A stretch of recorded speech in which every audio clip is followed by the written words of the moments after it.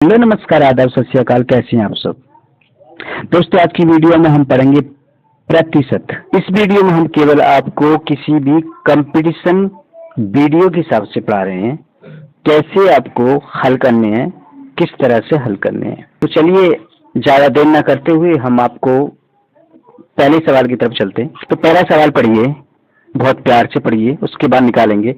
दोस्तों हम बहुत धीरे धीरे पढ़ेंगे। तेज पढ़ाने का मकसद हमारा बिल्कुल भी नहीं है। हमारा केवल इतना मकसद है कि आपकी समझ में आए। भले ही हम 2 सवाल करें, लेकिन ऐसा सवाल करें जो आपकी समझ में आ जाए। सबसे पहली बात यह है कि सवाल को निकालने का तरीका सीखना है, समझना है। तो हमारे आगे चुनौती यही है कि सवालों को समझेंगे कैसे। जब वीडियो में कोई पढ़ाता है, जब वीडियो में आपको पढ़ाया जाता है तो आपकी समझ में आता है, आपको ऐसा लगता है कि ये सवाल तो हमें आते हैं। कोई सवाल आपको निकाल के दिखा रहा है तो आप कहेंगे हाँ समझ में आ गया, लेकिन जैसे एग्जाम में आप बैठते हैं उसके बाद आपको ध्यान नहीं रहता यार कैसे पढ़ाया था। पढ़ाया तो था सर ने कुछ, लेकिन कैसे बताया था यार अब भूल गए। तो वही जो भूलने की बीमारी है ना, वही खत्म करने आए हैं हम। कैसे करेंगे, बिल्कुल आप बने रहिए हमारे चैनल पर।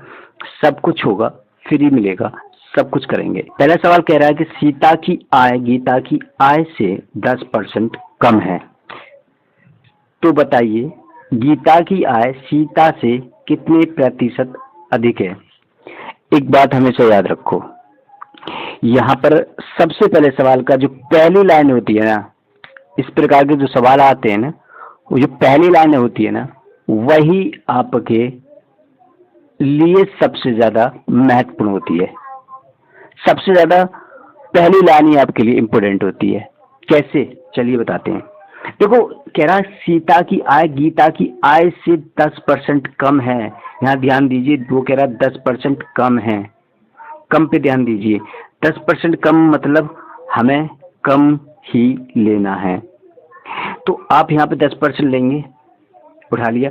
10% का फ्रैक्शन वैल्यू क्या होगी।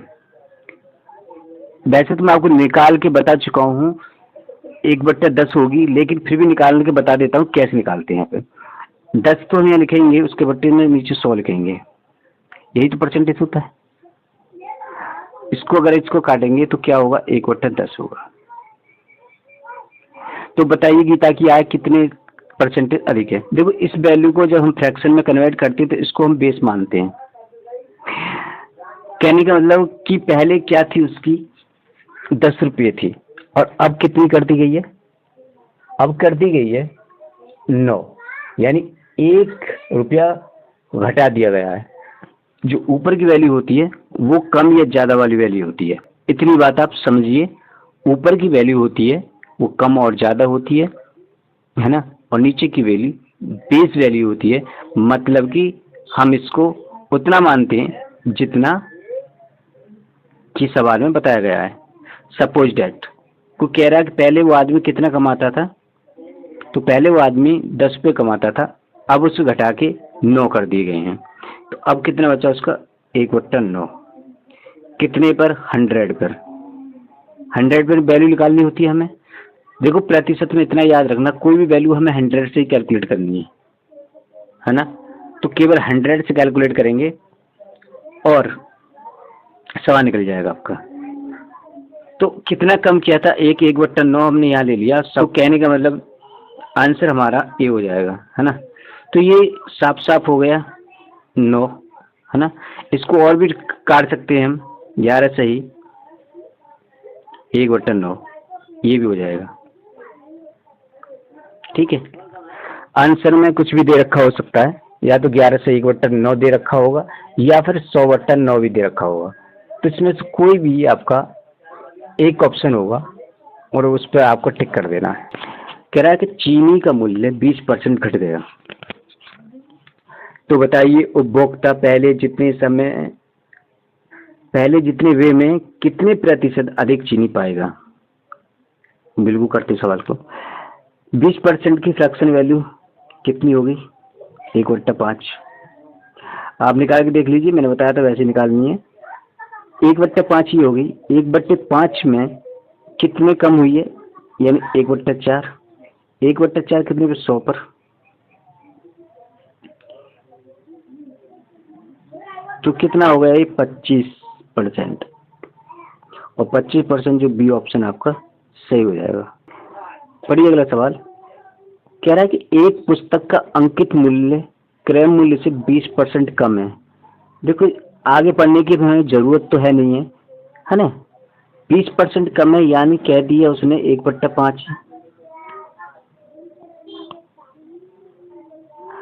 और कह रहा है कि कितने, यानी कि 5 में से 1 कम हो गया, यानी कि 1/4 हो गया।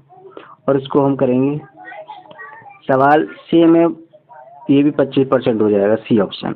पढ़िए इस सवाल को और खुद से करने की कोशिश करिए। अगर मुझसे करवाएंगे तो मैं बिना मौका दिए आंसर यहाँ दे सकता हूँ, क्योंकि 50% यहाँ दे रखा हुआ है। जब 50% दे रखा हुआ है, वो भी कम दे रखी है, तो इसका मतलब ये हो गया आंसर यहाँ पर टी हो जाएगा।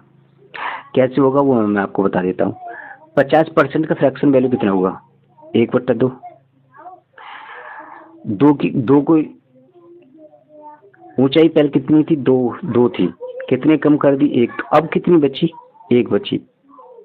1 बची कितने पे? 100 पे। कितना करना है हमें? 100% ही बची। अब इसे काटेंगे पीटेंगे, हो गया। वैसे चाहे तो हम इसको फॉर्मूला के बेस से भी कर सकते हैं, लेकिन फॉर्मूला में थोड़ा सा टाइम वेस्ट होता है ना। फॉर्मूला याद करने की जरूरत नहीं है। अगर आप किसी भी कंपटीशन की एग्जाम की तैयारी कर रहे हैं तो फॉर्मूला बेसिस करेंगे तो आपको, फिर तो आप समझ ही रहे हैं, आपके लिए मुश्किलें हो जाएंगी। और जहाँ मुश्किलें आपके लिए हुई वहाँ फिर आपसे एग्जाम नहीं निकलेगा। हमें एग्जाम निकालना है, मुश्किलें नहीं बढ़ानी। वहाँ पर एग्जामिनर जो है ये चेक नहीं करेगा आपने कैसे निकाला है, वहाँ पर केवल ये चेक होगा आपका आंसर सही है नहीं है, बस। किस तरह किया है आपने, भले ही तुक्का क्यों ना मारा होगा आपने। अगर आपका आंसर सही है तो फिर सही है, और गलत है तो गलत है। अगर आप सोच रहे हैं कि लॉन्ग मेथड से आप किसी भी कंपटीशन का एग्जाम निकाल लेंगे तो वो भूल जाइए।